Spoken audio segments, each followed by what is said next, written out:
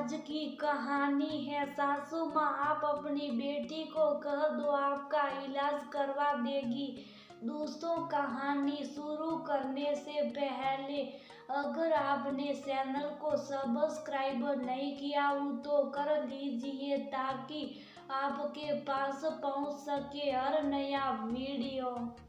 बहू, अभी मेरी तबीयत ठीक नहीं है इसलिए मैं तुम्हारे पास नहीं आ पाऊंगी। ऐसा क्यों नहीं करती? तुम अपनी माँ या बहन को बुला लो। छोटे से बच्चे को तो वह संभाल सकती है, कौन सा उन्हें घर का काम करना होगा। इसलिए कहती थी नौकरी मत करो, पर तुमने मेरी एक नहीं सुनी। मेरी भी तबीयत ठीक नहीं रहती वरना मैं तुम्हें मना नहीं करती।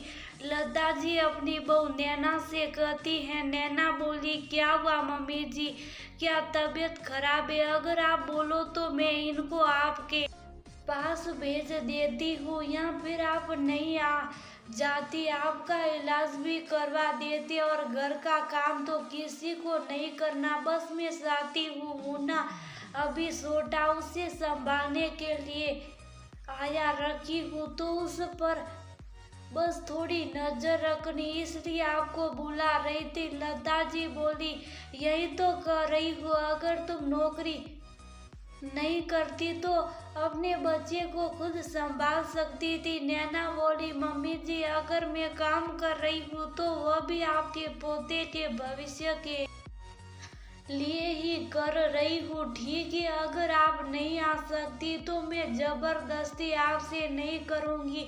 आप अपना ख्याल रखिएगा। इतना कर नैना ने फोन रख दिया। फोन रखने के बाद लता जी अपनी बेटी नूतन को फोन की और सारी बात बताई। नूतन बोली, माँ बहू की बात छोड़ो, क्या आप अपनी बेटी के पास भी नहीं आ सकती? रिंकी बेटी की 10वीं की परीक्षाएं, मुझे अपने लिए तो वक्त ही नहीं मिलता। अगर आप यहाँ थोड़े दिन के लिए आ जाती तो मैं बाजार का काम और थोड़ा घूमना फिरना भी कर सकती थी और नातिन पढ़ लेगी तो आपका भी तो नाम रोशन करेगी। लता जी बोली, अभी भी मैंने बहुत मना किया है। नूतन बोली, माँ जो आपने बहाना बनाया वह अच्छा था। सही तो है, छोटे बच्चे को संभालने में कितनी मेहनत लगती है। अब यहाँ आ जाओ, कम से कम मैं बाहर जाऊंगी तो रिंकी पर नजर रखेगी, वरना तो मैं घर से निकलती हूँ और ये फोन में लग जाती हैं। लता जी बेटी के पास जाने के लिए तुरंत राजी हो गई। इधर नैना ने अपनी बड़ी बहन नीलिमा को अपने पास बुलाया। उसकी बेटी की भी 10वीं की परीक्षा थी, परंतु वह बोली ये इतनी बड़ी हो गई है कि अपनी पढ़ाई खुद से कर सकती है। नैना की मदद के लिए वह तुरंत आ गई। नैना के पति आलोक बोले, नैना दीदी की बेटी की परीक्षा थी, तुमने उन्हें क्यों बुला लिया? माँ को कह देती। नैना आलोक को सारी बात बताई। आलोक बोले, ठीक है, बुलाई हो तो ध्यान रखना, इनकी सुख सुविधा में कोई कमी नहीं होनी चाहिए। नीलिमा बोली, आलोक जी इसका मतलब आप मुझे अपने घर का नहीं समझते? ये मेरा भी तो बच्चा है, इसके प्रति मेरी भी कुछ जिम्मेदारी है। ये बात सुनकर आलोक के मन में उनके लिए सम्मान और बढ़ गया। जब नैना की माँ सुनीला जी को ये खबर मिली तब वह नीलिमा से बात की और कुछ समय बाद नीलिमा को उसके घर भेजकर खुद नाती की देखभाल के लिए आ गई। एक रोज आलोक को नूतन के पति का फोन आया। बातों बातों में पता चला कि माँ बेटी के घर पर गई हुई है। ये जानकर आलोक को बहुत दुख हुआ। आलोक ने ये बात नैना को नहीं बताई ताकि उसे बुरा न लगे। सुनीला जी करीब 1 महीने बाद रही। आलोक नैना से बोला, तुम्हारे पापा की भी तबीयत अब ठीक नहीं रहती, तुम्हारी भाभी पर कुछ ज्यादा ही बोझ बढ़ जाएगा, मम्मी जी को वापस भेज देना चाहिए।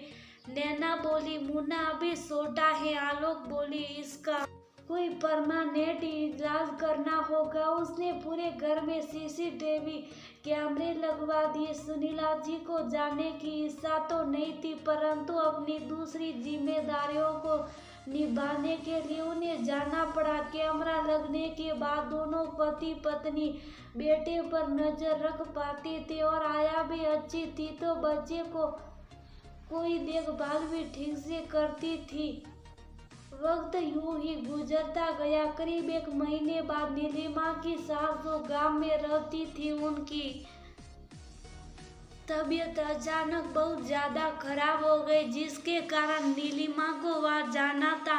नैना ने तनिक भी देर नहीं की और 1 हफ्ते की छुट्टी ली और बेटे को साथ लेकर बहन के घर चली गई। इस बीच लता जी का आलोक का फोन आया। वह बोली, कोलकाता में आंखों के इलाज के लिए अच्छा अस्पताल है, तो मैं वहाँ आकर अपना इलाज करवा लेती हूँ। आलोक बोला, माँ अभी तो ये संभव नहीं है क्योंकि नैना यहाँ नहीं है। लता जी बोली, ये क्या बात हुई? जब मुझे इलाज की जरूरत है तो बहू को फुर्सत नहीं है। ऐसे तो वह मुझे बुलाती रहती, अब खुद अपनी बहन के घर चली गई। आलोक बोला, माँ ताली एक हाथ से नहीं बजती, रिश्ते 2 तरफा निभाए जाते। जब उसे आपकी जरूरत थी तब आपने उसकी मदद नहीं की। देखा समय का खेल, आज आपको उसकी जरूरत पड़ गई और वो बहाना नहीं बना रही। अपनी बहन की मदद के लिए उसके जाना पड़ा क्योंकि उसकी बेटी वहाँ घर पर अकेली है। लता जी बोली, मेरी छोड़ो, मुझे तो तुम्हारी चिंता हो रही। अकेले क्या खा रहे होंगे? उसकी बेटी अकेली है तो क्या हुआ? उसकी बहन वहाँ काम वाली तो छोड़कर गई होगी। आलोक बोले, माँ आपकी बेटी अपनी बेटी पर नजर रखने के लिए आपको बुलाती है और आप बहू से झूठ बोलकर उसके पास चली जाती हैं। नीलिमा जी की बेटी जवान है, घर पर अकेली रही, वह ठीक है, आप ये सब कैसे सोच लेती हैं? लता जी बेटे से बोली, साफ साफ बोलो कि मेरे आंखों का इलाज नहीं करवाना चाहते। आलोक बोला, माँ मैं बहाना नहीं बना रहा हूँ, आप अभी मद्रास में हैं, वहाँ भी तो 1 से 1 आंखों की डॉक्टर है। आप नूतन को क्यों नहीं कहती आपका ऑपरेशन करवा दे? खर्चा मैं दे दूंगा, क्योंकि नैना लौट कर आएगी तो तुरंत उसे छुट्टी भी नहीं मिलेगी। बाद में लता जी अपनी बेटी को ऑपरेशन की बात की बेटी ने टाल मटोल की और बोली, माँ आप तो देख ही रही हो मेरे घर के कितने खर्चे, 2 महीने से आप ही यहीं हो, अब ऊपर से आंखों का इलाज, बड़ी दिक्कत हो जाएगी। आप आलोक के पास क्यों नहीं चली जाती? आखिर बेटा है, आपके इलाज की जिम्मेदारी उसकी है। उस रोज लता जी को एहसास हुआ जिस बेटी के मुंह में वह बहू से झूठ बोली, आज वही उनसे अपना पल्ला झाड़ रही है। उसके बाद तो लता जी को दिन रात मानो अपराध बोध हो रहा था। एक दिन वे ठीक से खाना भी नहीं खाई तो नूतन बोली, क्या बात है माँ, ठीक से खाना नहीं खा रही हो, फिर बीमार पड़ोगी? लता जी बोली, अब मैं तुम्हें कैसे बताऊं कि मुझे कैसा महसूस हो रहा? मैंने बहू से झूठ बोला और तुम्हारे पास आ गई। जब बहू को मेरी जरूरत थी तो मैं उसकी मदद नहीं की थी। मैं किस मुंह से बहू को ये कहूँ कि मुझे तुम्हारी मदद चाहिए? तुम अपने मायके वालों की मदद ना करो, आखिर उसकी मदद सास और बहन ने की थी। नूतन अपनी बहानेबाजी कर रही थी। लता जी बोली, सही कहा, बड़े बूढ़ों ने बुढ़ापे में बेटे बहू ही काम आते, आखिर अपने ही अपने होते।